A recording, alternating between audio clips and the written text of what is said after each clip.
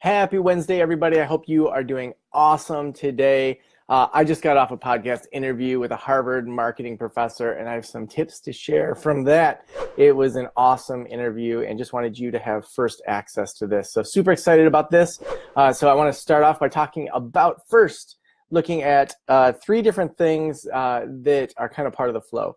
He shared with me about how you want to start with the customer. You want to start with kind of what their worth is. So the lifetime value of a customer is going to be basically how much money are you going to make off of a customer over the entire lifetime of them.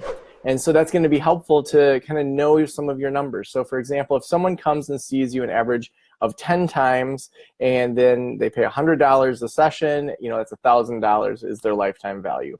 And so it may be also that you know that for each person that comes in, they're going to refer, every 5 people that come in, they're going to refer another customer. And so that means that, for every 5, you're going to get one more $1,000 client. That's going to be $200. So then that lifetime value is about $1,200.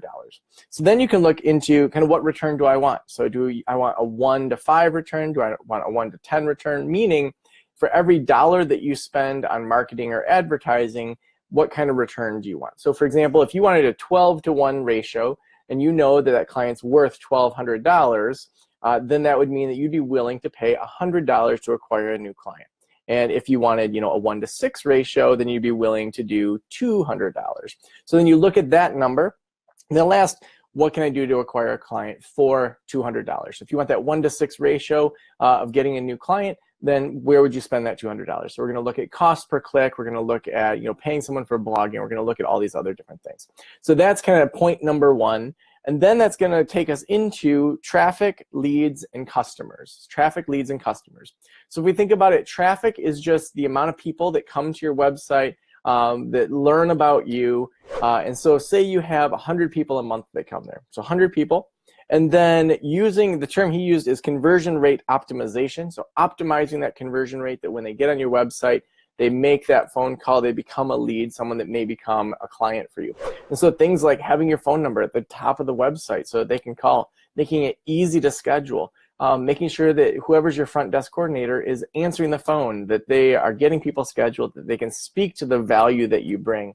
And so we want to make sure we optimize that. So then we get those leads engaged. So if we know our number, maybe it's out of every 100 people, 10 people make that phone call.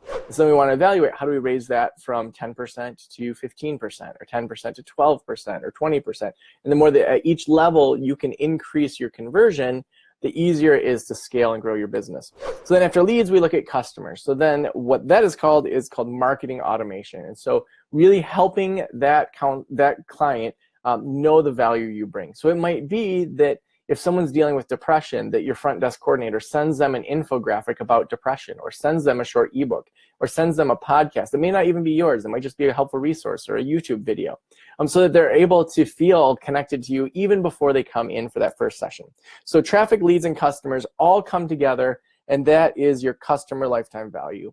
And so when you start to know these terms, these basic business terms that to the rest of the business world is really common, but for all of us that we didn't learn this stuff in grad school, it really helps you at each level be able to improve things. Because if you have more people come to your website and keep all the other stats the same. So for example, if 200 people come to your website because you start blogging more and you still only have 10% conversion, that's still 20 people that are calling. And say from those 20, half of those schedule, then we've got 10 new clients coming in. So if at any level you increase things, it's going to help your bottom line with your business, help you serve more people, and just also kind of rock it all out. So thanks for letting me into your ears and into your brain.